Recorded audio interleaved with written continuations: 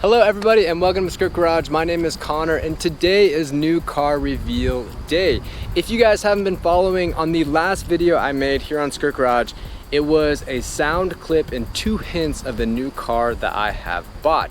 The 2 hints was that it was a 8-speed transmission and that it is a 4-door car, plus the sound clip. And to my disbelief, a lot of you guys actually guessed the car correctly. So many of you guys actually guessed the car correctly that I can't even remember who guessed it first. I do remember that in my last video, it only had been out like 20 minutes and 1 or 2 of you guys have already guessed it correctly.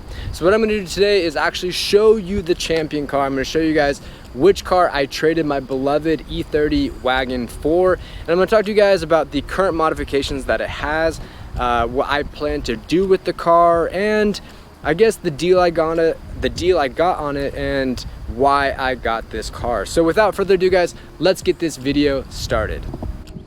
Boom. Okay guys, this is the new car. It is a Lexus ISF, a 2008 model year, and hopefully this video isn't too windy. I live in Oklahoma where everything is crazy windy, but I'm so excited to share this car with you guys. First off, what I want to do is just talk about the deal I got on this car. So I mentioned it in the last video, but I actually traded my E30 wagon for this car. Super strange. I've never traded a vehicle before, but it was actually a very seamless process and kind of like a 1 in a million type deal. So the guy I traded my E30 wagon with, he had been wanting an E30 Touring for like 7 years. And I have always had a soft spot for these, the 2008 Lexus ISF, really any year of the ISF variant. And so we got to talking and he was so gung-ho on that idea that honestly guys, I was kind of freaked out. I didn't know if I even wanted to trade because he was so hyper about getting the wagon.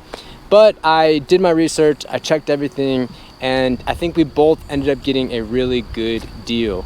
About the deal, this car is a 2008, like I said. It has 115,000 miles on it, and I am the 3rd owner. One thing that I really like about this car, guys, is that it has flawless maintenance records. Every 5,000 miles, there on the Carfax report, this car has been into a dealership. It has had its maintenance done, and you know, down the road, I'll probably make a buyer's guide video, but on these 2008, 2009 Lexus ISFs, they were common to get a failed radiator or a failed water pump. And that can be somewhat expensive, especially if you're having a dealer repair the car for you. It can be upwards of $1,000. And this car had actually had that done by a Lexus dealership. So that's pretty much one of the only issues that these cars have. That and the valley plate leak, and there are no signs of the valley plate leak, and the like I said, the cooling system, the water pump had already been replaced, so we are in good standing with that. So yeah, let's quickly talk about the car now and kind of what has already been done to it and then what I will be doing to it. Okay guys, let's quickly start with the modifications that have already been done to the car.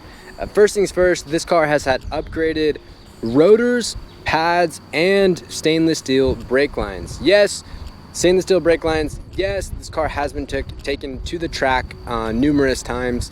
And believe it or not guys, one thing that I absolutely love about this car is just how freaking reliable it is.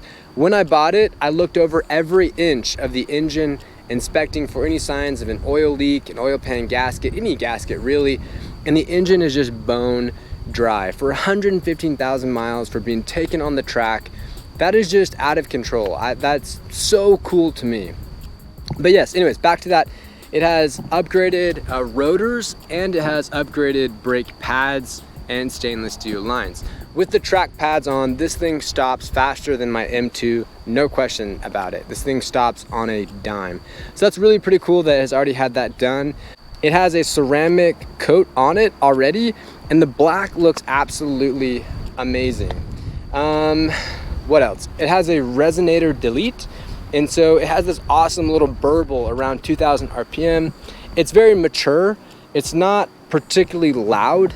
I think I will want to do something about that here in the future, but it is something. It's something to get me by. It's not killing me right now. So Now let's talk about some plans that I have for it. Some of the things that I would like to do to this car. First things first, I really want to get some wheels for it. If you look, these wheels, I mean, they've been beat to hell. There's curb rash here, curb rash there. I think every single one of these wheels has some sort of curb rash on it. It drives me crazy. And if it's not even the curb rash, it's how sunk in everything looks. This car has like a nice aggressive stance to it, but these wheels look so puny. They're so stuck in. And what's funny, guys, is this car actually has 245 front tires and 275 rear tires. And this thing stock came with 225 and 255. So even going 20 mil wider on tires still looks totally puny on this car. So the first thing I really want to do is get some aftermarket wheels on this car. So that's something I 100% will be doing. Next up, there are a lot of really cool aftermarket taillight options from V-Land and from other companies. They're relatively cheap and they really modernize the look of this car. So I think I want to do that. Okay, this is probably the big one, and this one I'm actually going to need your guys' help. This car has had ceramic coating done to it, and from 5 feet away, even really close, the car looks amazing. It looks absolutely immaculate, but there are two areas of the car that really need some help. The first one is right over here. It's the door handle. The paint is chipping here and it doesn't look good at all. So I'm either going to need to get that repainted or do something of that sort. And the other area that does not look very good is if you follow this fender line here, the fender, the hood, it looks brand new. It absolutely looks like it could be, 10,000, 20,000 miles old. But if you look a little bit lower, the front bumper looks like it came off of a different car. Like it looks like there's, rock chips here. Somebody drilled the front license plate into it. The front bumper does not look good, guys. So I'm stuck in this option, and this is what I need you guys to help with. I'm either going to paint the front bumper, repaint it, take it, sand it down, repaint it, fix the two holes so it matches the rest of the beautiful paint on this car. Same with the door handle, and keep everything black. Or, and I'm gonna be honest, I'm really leaning towards this, I'm going to wrap the entire car. And if that's the case, I've never wrapped a car. I'm going to trust my really good friends who own a wrapping company, and I'm gonna go out there, I'm gonna help them. I'll probably film it if I do that, but I'm really thinking about wrapping this car. And full disclosure, guys, I need help with the color. Right now, there are two front runner colors that I'm looking at for this car. It's a daily driver, so I kind of want it to be understated. I don't want it to be crazy like a pink or a purple or anything like that. But I'm looking at two colors. One, and this is a copycat move because I've seen another YouTuber do this color and it just looked freaking amazing, is Nardo Gray. And I know it's kind of played out, everyone's done it, but I swear to you, if you've seen this car in Nardo Gray, it looks like a 2021 brand new model year. It really accentuates every little line on this car. So that is honestly, guys, the front runner for me. I'm gonna put a picture up so you guys can see what I'm talking about. But Nardo Gray is the front runner. After that, I'm looking for a more muted or toned down level of green. If you guys know me, you know I love green cars. I've had the green E30 Touring. I've had an Lotus Elise that was green. A lot of the cars I spec online, like Porsches and stuff like that, I always choose green. I don't know why. I think green is a very unique but cool color. So help me decide between those two colors, or if you think you know a better color, please leave that in the comment section down below. I'm very curious because it's a very high probability that I will wrap this car. Okay, what else do I have planned? Well, besides wrapping it, changing the wheels, I do think something has to be done about the exhaust. The exhaust right now sounds very good. It's very mature, but I do think that it could be just a little bit more exciting. And I'm gonna show you guys kind of what this sounds like here in a minute, but I do think that this could gain a little bit more excitement in the exhaust department. The car, I don't think I even mentioned this, the car already comes with a aftermarket elbow, which is an intake for the engine, and it sounds phenomenal. It's a elbow plus an AFE intake and a paper filter. The engine induction noise on this car is second to none that I've ever owned. And I'm gonna go more into this when I make a true review of this car, but guys, I just love this generation of car, kind of the mid 2000s, late end of the 2000s. That's to me the pinnacle, because you have the, I guess, the performance cars that could do 0 to 60 in under 4 seconds or around there. These cars could also have tech like a Bluetooth, Bluetooth audio and a backup camera. And they're also handle really good because they all have hydraulic steering. They're naturally aspirated engines, with usually big ones with V8s. So I just love this car. I love this era of car, and I'm really, really excited to start modifying it. You guys know I'm kind of a maintenance whore, so I'll probably do all the maintenance this week, and I'll film all that for you guys as well. And once I have the maintenance dialed in and all the cosmetics mods dialed in, of course I'll be rolling those videos out.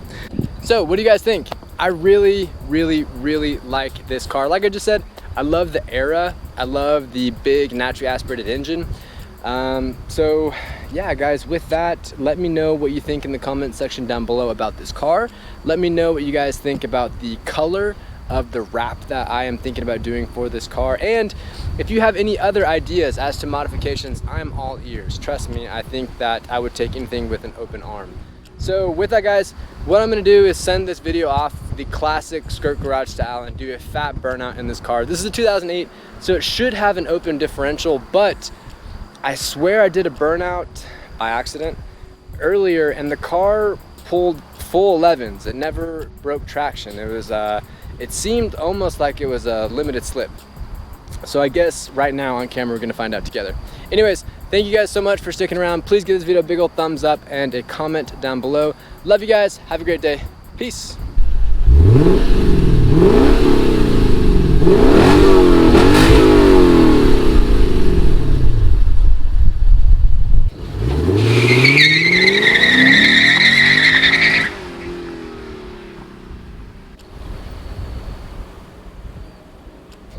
Alright guys, this is supposed to be a open differential vehicle, but this does not look like an open differential vehicle if you ask me.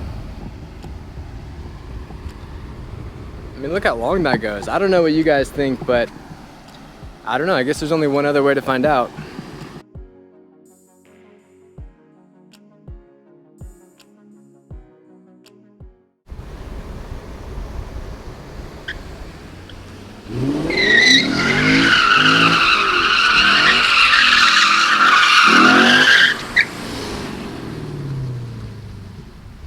Okay, we're gonna quickly break this video down. I do wish I would have just continued to do more donuts. That would have really told us a lot more, but in this video I step on the gas and it definitely seems like there's a lot of one tire fire on the left. Then at this point it seems like it stops the one tire fire and evenly distributes the power to both wheels, and the whole car starts to slide. As the car slides, you can see that there's opposite lock and it feels like a normal LSD. Now I don't know if it's a fancy open diff that breaks the inside wheel, but from behind the driving wheel, it does seem like it's an LSD.